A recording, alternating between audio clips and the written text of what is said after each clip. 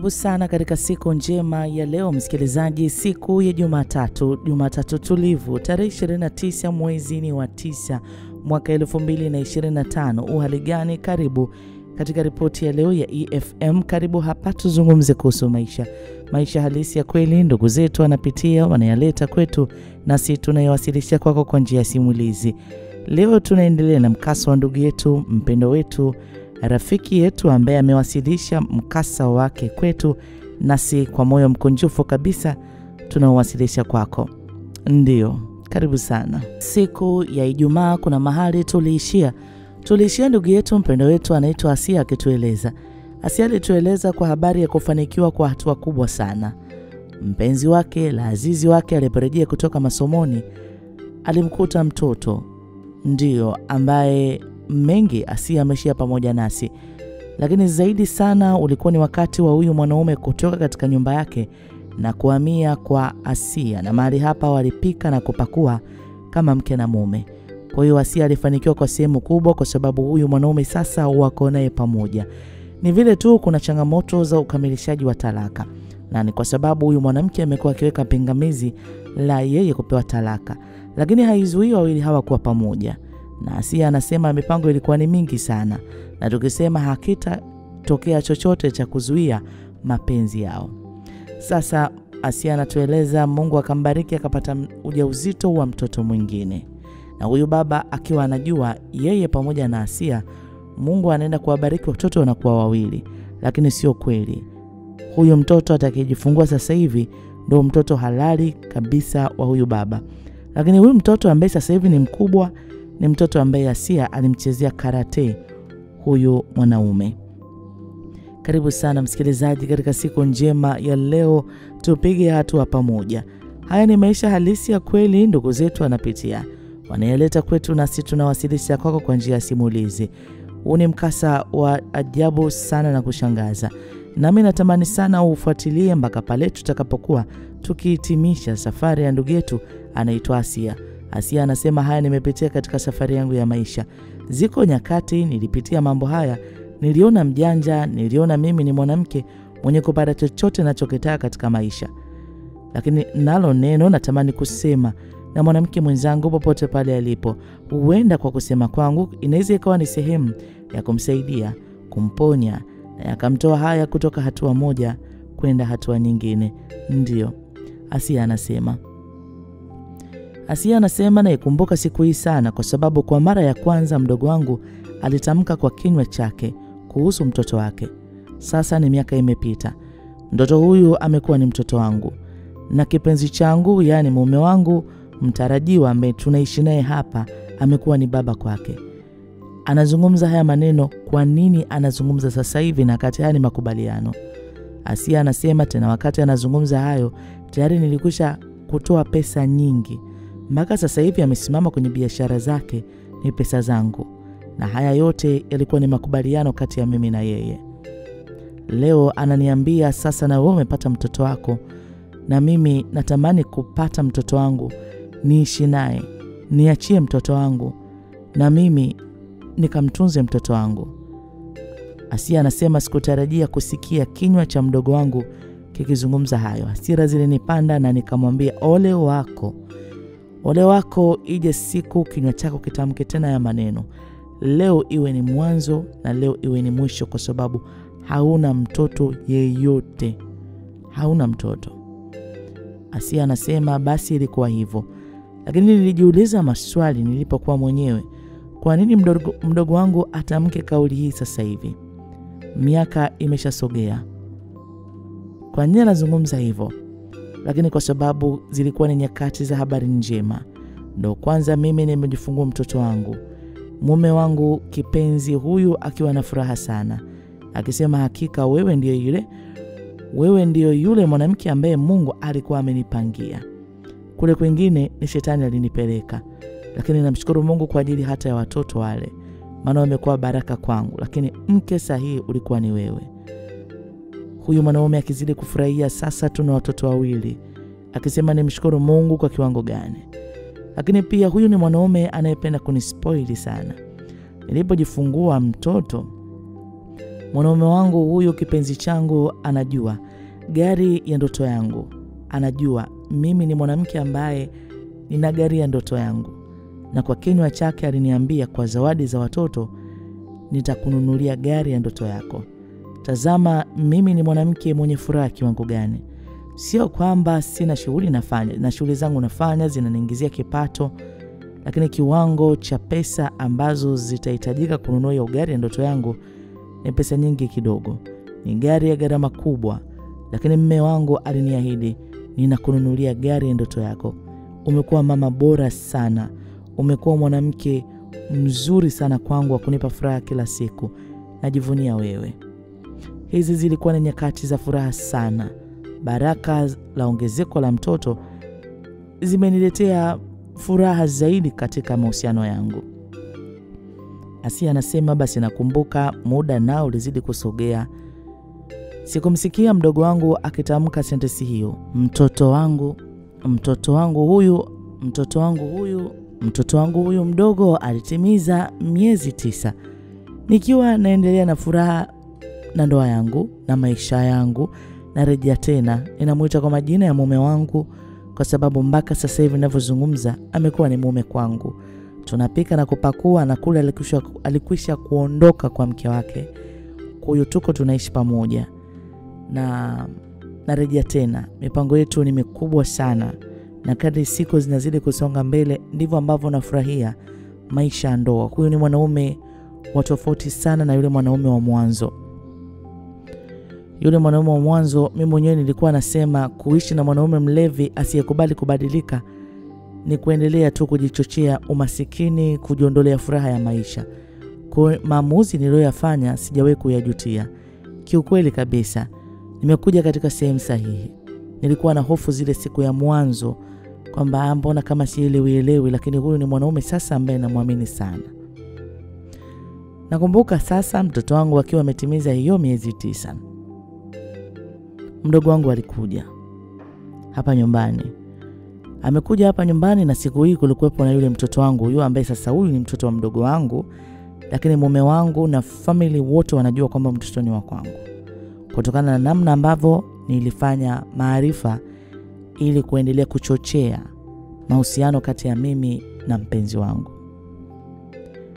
Alipokuja kunisalimia na kumuona yule mtoto, akamwambia huyu mtoto, "Hujanikumbuka?" Sasa mtoto anajua huyu ni mamake mdogo. Akasema, "Nimekukumbuka mama mdogo. Nimekukumbuka sana." Mdogo wangu akasema, "Lazima unikumbuke. Na mimi pia nimekukumbuka sana. Najua siku moja hatutakumbukana hivi, kwa sababu tutakuwa pamoja. Tutaishi pamoja. Muda wote tutakuwa pamoja. Nitakupeleka shule, nakuja kukuchukua shule urudi nyumbani, nitakupikia chakula utakula. Haitakuwa inachukua muda mrefu kama hivi kuonana." Sasa huyu mtoto wangu ina maana yeye haelewi huyu mama yake mdogo anazungumza kitu gani. Nikamwambia mtoto aende. Kwa hiyo nikamtoa mtoto nikabaki naye. Nikamwambia, unazungumza nini?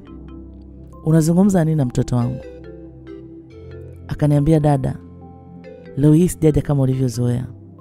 Leo hii nimekuja nataka mtoto wangu." Nikamwambia, "Mtoto wako yupi?" Akaniambia, "Usizungumze kana kwamba hujui chochote. Dada, mimi ni mwanamke pia. Nina haki ya kukaa na mtoto wangu kama ambavyo na wewe una haki ya kukaa na mtoto wako. Mungu kakujalia sasa hivi una watoto wangapi? Una watoto 3. Kwa nini unamngangania yule wa kwangu mmoja?" Asia anasema, nikamwambia, "Mdogo wangu, una akili wewe? Una akili timamu? Wewe si ndio wa kwanza ulikuja kuniambia kwamba una ujauzito na wewe mwanaume akakukataa? Wewe si ndio ulikuwa unataka kutoa ujauzito? Wewe ujauzito ulibaki sini kwa ajili yangu mimi? Mimi ndio nilikwambia usitoe ujauzito, sini mimi. Lakini wewe si ulikuwa unang'ania kutoa ujauzito. Wewe mtoto unamzungumzia ni upi kwanza? Ni upi kwanza? Mtoto unayemzungumziaga ulishatoaga ujauzito wako huko." Akaniambia, "Unajua unachanganyikiwa. Dada, sisi ni ndugu, alafu tusifanye mambo yakawa makubwa. Ninaomba mtoto wangu.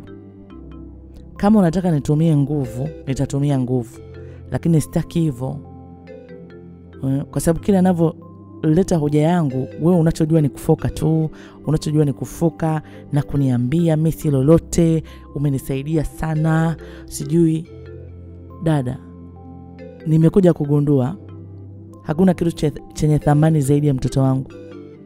Kama unazungumza kuhusu sijui pesa ulinipa nikafanya biashara, sijui sasa hivi nimesimama, naweza nikakurejeshia pesa zako, naomba unipe mtoto wangu. Asia anasema, nikamwambia mdogo wangu, kwa hiyo wewe unataka kuanzisha vita na mimi? Na umesimama hapo unaamini kwamba hiyo vita unataka kuanzisha na mimi utaishinda? Una uhakika? Una uhakika? Mdogo wangu akaniambia, nakujua wewe Asia una roho mbaya sana. Una roho mbaya sana wewe Asia. Kama uliweza kumchukua mtoto kutoka kwa baba yake ukaja ukampa baba mwingine ili upate ndoa, wewe ni mtu wa maana wewe? Unazungumza kuhusu nini kwanza? Unazungumza kuhusu nini kwanza? Una roho mbaya. Una roho mbaya. Umetoka kumfanyia hivyo mume wako, unakuja sasa hivi unamfanyia huyu mwanaume ambaye ameamua kutelekeza mke, amekuja kwako na yeye unamchezea pia hizo sarakasi. Ninaomba mtoto wangu, ninakwambia nitatoa siri zako zote kwa huyu mwanaume. Na sio huyu tu, na nitaenda kumwambia yule mume wako kwamba ulimnyang'anya haki ya mtoto wake. Ulimnyang'anya haki ya mtoto wake. Na ulifoji kila kitu. Asia anasema, nikamwambia, kwa hiyo kumbe waga unanionea wivu Kwa hiyo mipango yangu na mikakati yangu ambayo waga naifanya na inafanikiwa, wewe umekaa hapo unanionea wivu. Kwa unataka kuniharibia. Si ndio? Baada ya kuchota pesa zangu nyingi, sasa hivi unataka kuniharibia. Halafu unajua nitatulia. Si umeniambia mimi na roho mbaya? Na roho mbaya kweli. Tena hujaijua vizuri. Endelea kunichokonoa. Endelea kutaka unavyovitaka. Tutaonana wabaya. Nakumbuka mdogo wangu akaniambia hivi, by the way, sijashia na wewe hizi kwa sababu umekuwa ni mtu wa kupaniki tu muda wote. Ni kweli yule mwanaume nilipomueleza mimi na ujauzito alikataa. Ni kwa sababu tulikaa muda mfupi sana katika mahusiano. Kwa hiyo alipata mshtuko. Ni kweli aliondoka akihofia, na mimi nikaendelea na maisha yangu, yakatokea yalotokea baina yetu mimi na wewe. Lakini huyu mwanaume leo amerejea anataka mtoto wake. Huyu mwanaume amerejea leo anataka mtoto wake. Na yuko tayari kufanya kwangu chochote kuhakikisha anafidia maumivu na usumbufu wote, na yuko tayari kunioa. Wakati unapambania vya kwako, na mimi pia napambania vya kwangu. Baba wa huyo mtoto yupo na anataka mtoto wake.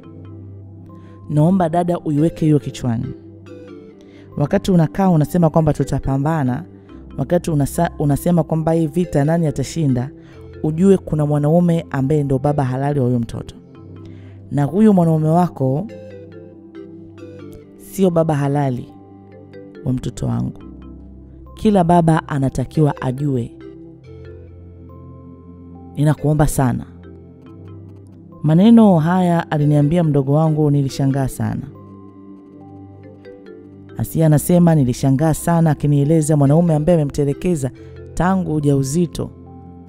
Mwanaume ambaye amemuacha, tumekaa tumelea ujauzito miezi 9, amejifungua, nimechukua mtoto, nimemlea huyu mwanaume anarejea anakuta mtoto, majina yote nimeandikisha ya mume wangu.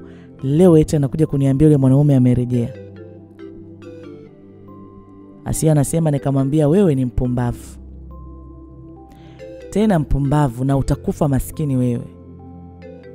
Nataka nikuambie kuanzia leo na cancel kila msaada ambao nimekuwa nakupa. Usitegemee kupata kwangu chochote. Nenda na huyo mjinga wako, muende sasa hivi mkapambane akupa ujauzito. Wewe si una kizazi wewe? Akupa ujauzito. Hauna mtoto hapa. Tutapelekeshana ni mahakamani. Tutauana. Nakwambia tutauana. Hakuna mtoto wako hapa. Mdogo wangu aliondoka. Lakini alipoondoka aliniacha katika nyakati za maswali mengi na kuchanganyikiwa kwingi, kwa sababu mdogo wangu anajua mambo yangu sana. mambo mengi nayafanya katika kupambania vitu vingi kwa ajili ya kimaisha, kimahusiano, anajua. Lakini sasa amenigeuka. Na huyu ni mdogo wangu, tumezaliwa naye baba moja mama moja. Haya anatueleza ndugu yetu mpendo wetu anaitwa Asia katika siku njema ya leo. Mapumziko dakika chache msikilizaji, na minarejea hapa na tusogee mbele zaidi. Asante. Yes, tunasogea mbele msikilizaji katika ripoti ya leo ya EFM, lakini zaidi ni kushukuru sana popote pale ulipo. Asante kwa kufuatilia ripoti ya leo ya EFM, kwa kusikiliza mkasa wa ndugu yetu anaitwa Asia, ambao ama kwa hakika ukiufuatilia tangu mwanzo na hata hapa tulipofika kuna mengi utajifunza. Na kumbuka msikilizaji, ripoti ya leo inakujia kila siku ya Jumatatu kuanzia saa 1 mpaka saa 2 kamili usiku, na Jumatatu mpaka siku ya Ijumaa. Ndio, unaweza kutufuatilia kwa kupitia radio yako, unaweza kutufuatilia pia kupitia YouTube channel yetu ya EFM Tanzania. Una nafasi pia kushare na ndugu jamaa na marafiki, na tukaendelea kujifunza kwa kupitia maisha halisi ya kweli ambayo ndugu zetu wanapitia. Na mikasa ni mingi sana tumekuwa nayo. Na kama nilivyokuahidi, na kama hujanisikia nikikuahidi, na kuahidi tena leo ikiwa ni tarehe 29 mwezi wa 9 2025. Unaona tunaenda mwezi wa 10. Mungu anatujalia tunaingia mwezi wa 11 na tunaelekea kumaliza mwaka. Basi nikwambie katika simulizi tulizokuandalia za mwezi wa 10, mwezi wa 11, mwezi wa 12, hizi si simulizi za kukosa. Ni simulizi ambazo zimebeba mafundisho makubwa sana. Unaenda kumaliza mwaka ukiwa umejifunza vitu vingi, na unaenda kupokea mwaka ukiwa na nguvu mpya. Kwa hiyo kuendelea kufuatilia kila siku, usichoke, fuatilia, share kadri unavyoweza kwa ndugu jamaa na marafiki, tujifunze pamoja. Anaitwa Asia. Asia anasema nimeshtushwa zaidi pia na mdogo wangu kusema kwamba yule mwanaume eti amerejea kwenye maisha yake. Yaani inawezekanaje? Nikawa nasema jamani, hivi mdogo wangu ina maana ni kilaza kiasi hiki? Yaani ni mpumbavu kiasi hiki?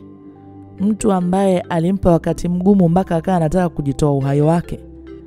Mwanaume huyu aliniambia ananipenda sana, mwanaume huyu mwenye 2 3, mwanaume hapokei tena simu, mwanaume mara ghafla amemblock, mwanaume ghafla hapatikani na kuonekana tena yule mwanaume. Dada bora mimi mimbaini toe, dada mimi maisha yangu basi tena, dada tafanyaje mimi tena. Tulia mdogo wangu. Wazo nililompa akalipokea. Tena akaendelea na maisha yake ya uhuru. Leo anarudi kwangu kuniambia hivyo. Nilishangaa, lakini nilisema nisikae kizembe, lazima niwe na uchunguzi. Akili yangu ifanye kazi katika haya. Asia anasema lakini siku zilizidi kusonga mbele, na hatimaye ahadi ambayo mume wangu alinipa aliitimiza. Mume wangu alinunulia gari ya ndoto yangu. Jamani, kuna gari tunaweza tukawa tunaziendesha, lakini ni gari ambazo tunaziendesha lakini si gari za ndoto zetu. Ila kuna nyakati unaweza ukaletewa zawadi ya gari ya ndoto yako, au wewe mwenyewe ukakusanya pesa zako ukaamua kununua gari ya ndoto yako. Sasa kwa kipato changu ni kweli ninajiweza, ni mwanamke mpambanaji, lakini gharama ya hii gari haikuwa rahisi. Lakini mume wangu kipenzi changu alisema nataka nikuone una furaha. Kwa hiyo rasmi nilikabidhiwa gari ya ndoto yangu. Hii ni siku ambayo nilifurahi sana. Na nilimshukuru sana mpenzi wangu. Nikamwambia asante. Tulipokutana tulizungumza pamoja. Tuliona mimi na yeye kuna vitu vinashabiana. Nilivunjwa moyo kwa mengi sana. Lakini pale ambapo niliamua kukubali moyoni mwangu kwamba wewe ndiye, na ikawa hivyo. Umekuwa baba mzuri sana kwa watoto wangu. Umekuwa mume mzuri, najivunia wewe kila siku.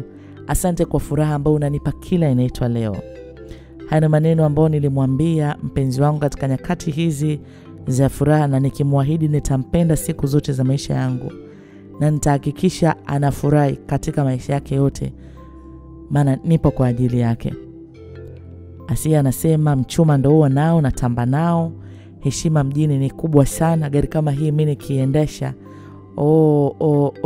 ni gari ya maana, ni gari inaheshimika. Yani mtu ukishuka tu kwenye mchuma mtu anajua huyu mtu huyu kilomita zinasoma, huyu mambo safi. Heshima inaongezeka hata kwa wateja wako, unajua, ambao mnaenda kuzungumza big business.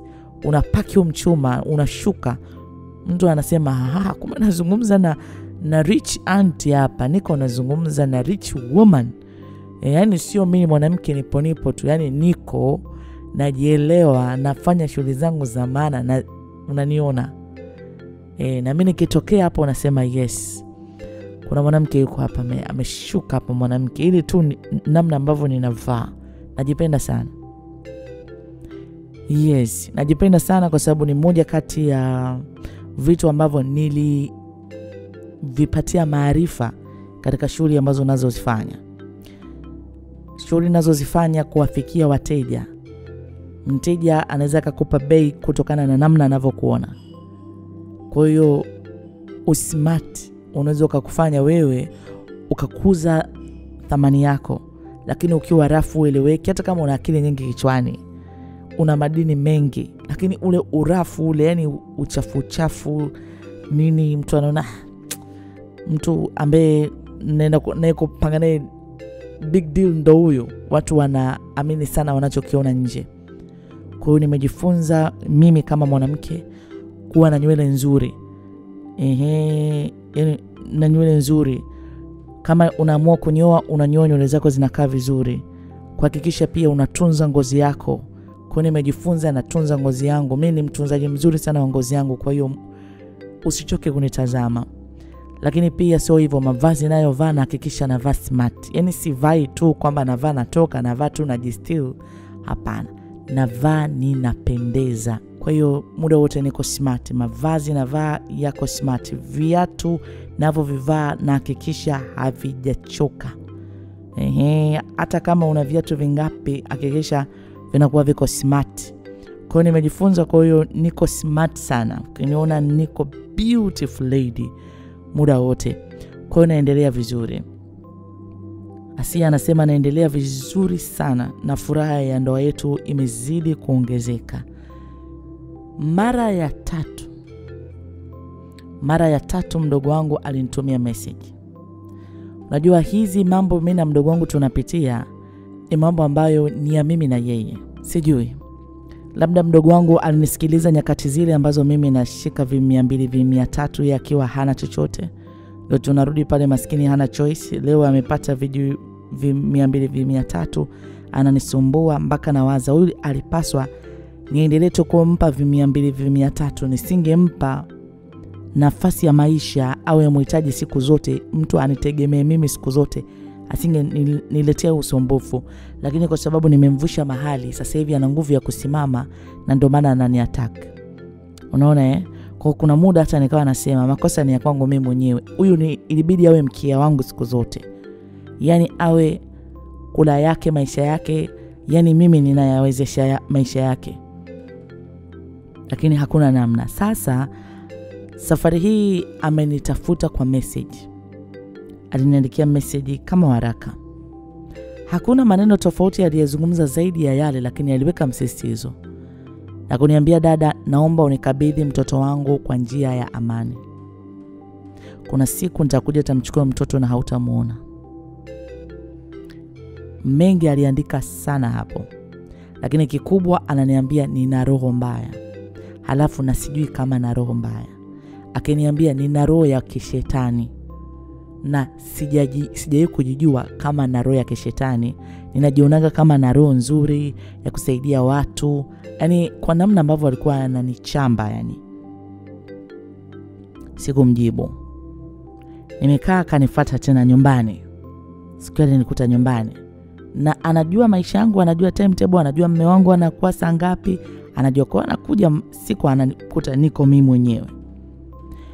Akaniambia, nilikutumia message lakini naona hukunijibu. Yale niliyoandika kwenye message, nimekuja kukuambia dada, naomba tukabidhiane mtoto kwa amani. Nikamwambia message sijaipata. Kwa sababu sielewi hiyo message unayozungumzia anapaswa nani aipokee, kwa sababu mimi sihusiani na hiyo message yako. Mtoto yupi? Akaniambia, kwa dada, unataka tuingie vita? Nikamwambia mimi kuingia vita mimi siogopi. And wewe unajua hizo vita unazosema tunaweza tukapambana, wewe unajua mara zote mimi nitaibuka mshindi. Ushawahi kuniona mimi na hofu? Hebu nikuulize, toka umeanza kuyazungumza haya maneno, umewahi kuniona na hofia au naogopa? Ogopa sana mtu ambaye ana hofu. Tena usimsogelee, kwa sababu hakuna chochote unachoniambia kinanitisha.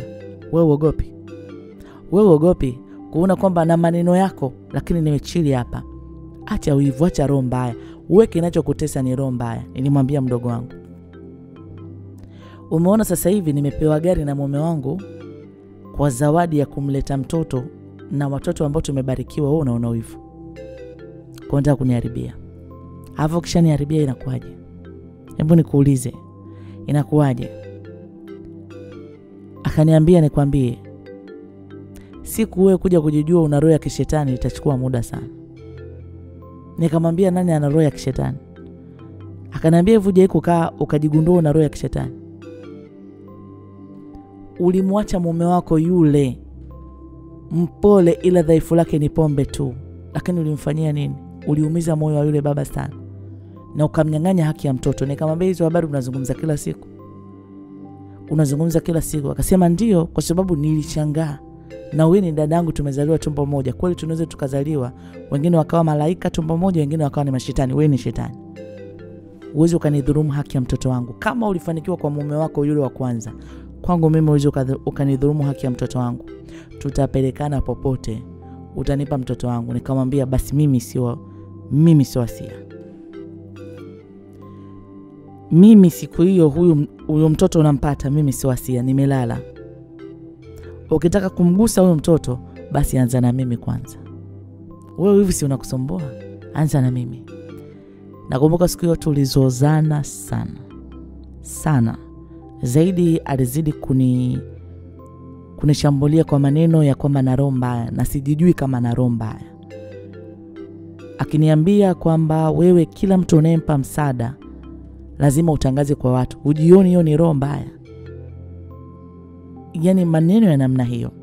Na mimi ni mtu wa namna hii. Kwa mfano, yaani kwa mfano unakuja na shida yako, ninakusaidia. Nina moyo wa kusaidia tu watu. Lakini siwezi kukusaidia, yaani kukusaidia tu lakini ndani yangu unaona hiyo ni sawa. Nitakusaidia, lazima nitamwambia mtu fulani alikuja nikamsaidia, unajua sasa hivi ana njaa, ndio mimi namweka mjini. Yaani hata mtu aje nyumbani kwangu, labda aje ale chakula, labda ale vitu vyangu, yaani nitasema alikuja nyumbani kwangu akala kashiba. Yaani hivyo lazima ni mention hivyo vitu yani. Unaona? Sasa mdogo wangu ananiataki na kuniambia hiyo ni roho mbaya. Unaona, unasaidia kwa sababu unapomsaidia mtu, kwa nini uanze kumsema? Kwa nini uanze kumsengenya? Mdogo wangu aliniambia, hebu niambie, kwani siku hizi unaona kuna ndugu wanahangaika na wewe?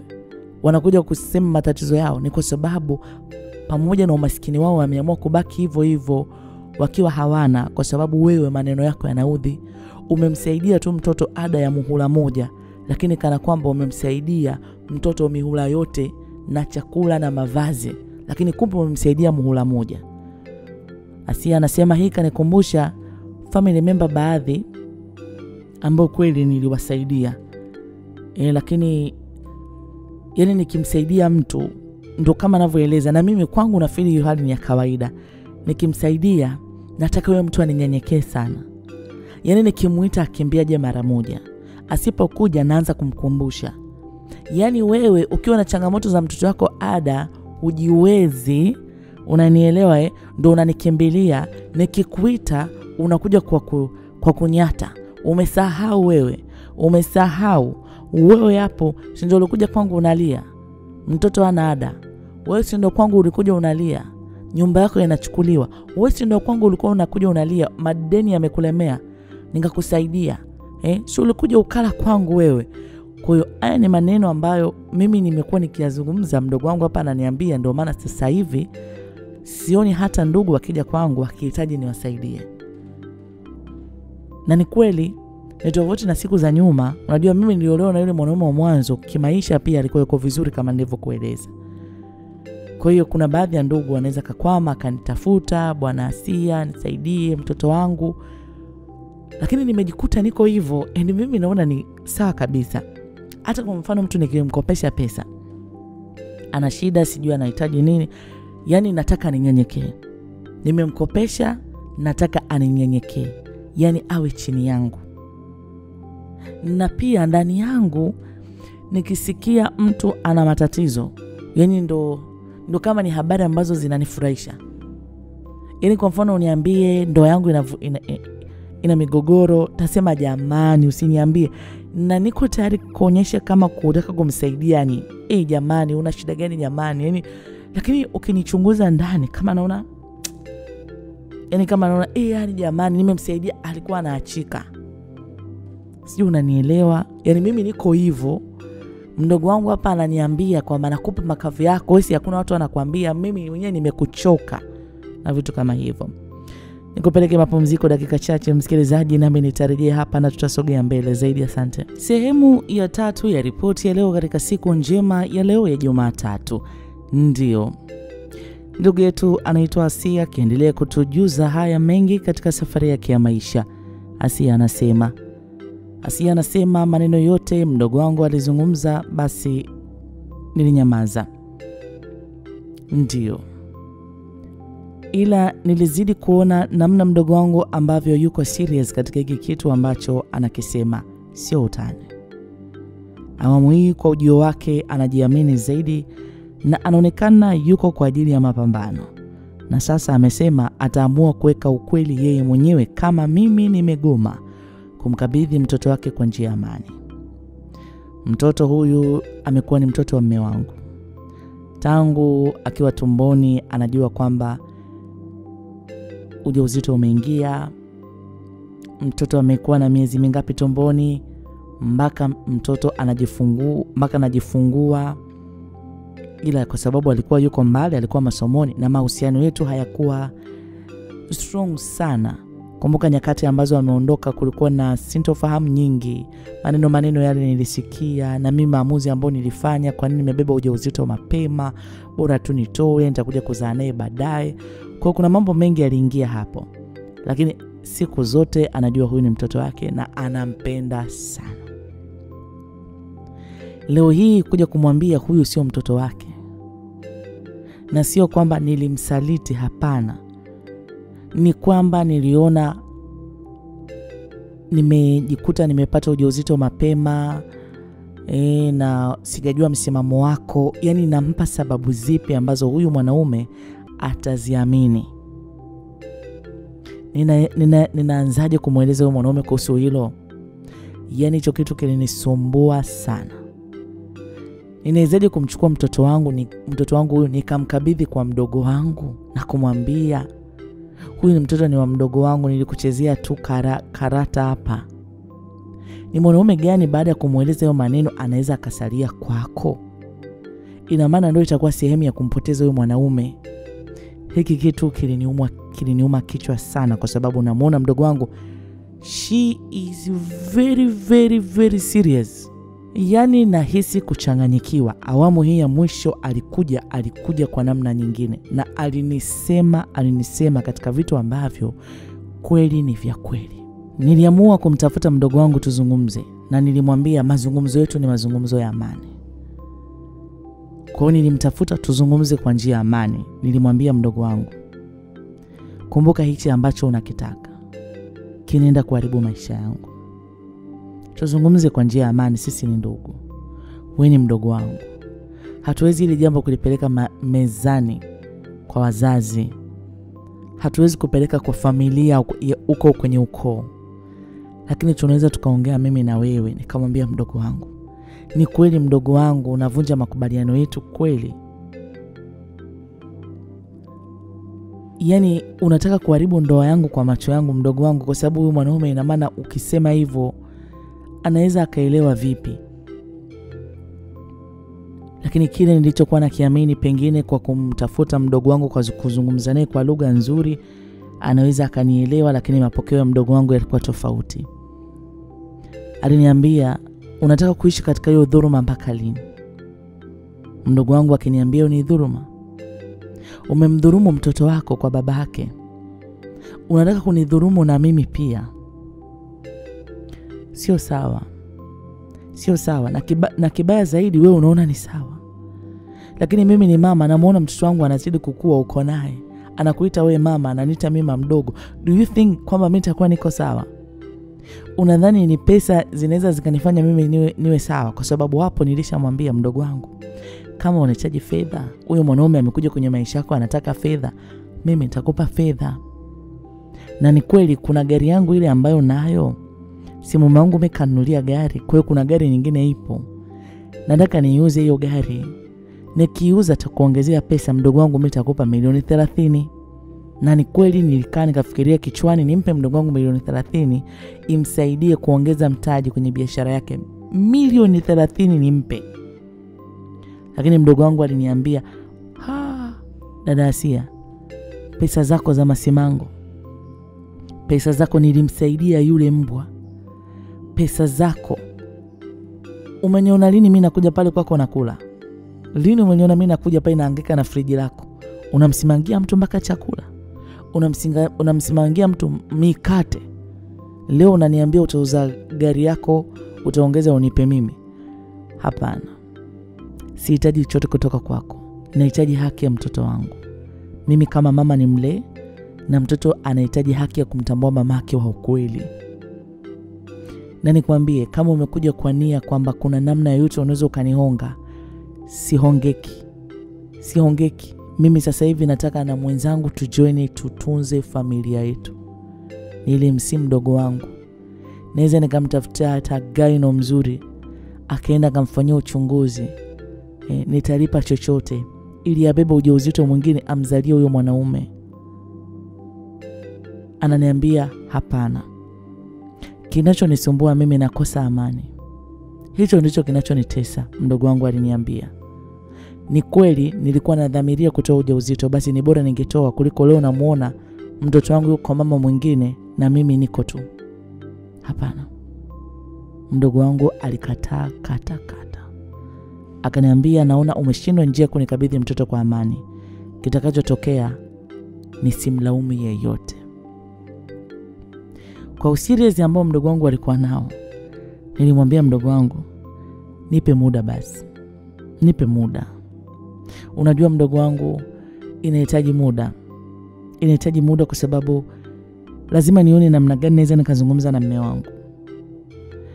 Naweza nikafanyaje akanielewa. Naomba unipe muda. Ili sio jambo tu la kusema kwamba papa nikaliongea. Please, naomba unipe muda. Naomba unipe pia ushirikiano katika huu muda ambao unanipa, tafadhali sana. Akaniambia, mimi sifanyi hivyo kwa sababu tena kuonea wivu. Ningekuwa na kuonea wivu, ina maana ningekutaka wewe pesa. Lakini hili jambo sio la pesa. Dada Asia, naomba unielewe katika hilo. Nahitaji amani ya moyo wangu, na mimi nahitaji kujenga familia yangu. Najua Mungu anaweza kanibariki nikapata mtoto mwingine, lakini siwezi nikamwacha mtoto wangu katika mazingira kama ambayo nimebeba tumboni miezi 9. Wewe unajua. Na sio tu miezi 9, nimemnyonyesha mtoto wangu, unajua namna ambavyo tumekuwa tukihangaika na huyo mtoto. Yaani nilichoka. Nikamwambia sawa. Nimekuelewa. Asia anasema nilipatwa na hasira zisizokuwa za kawaida.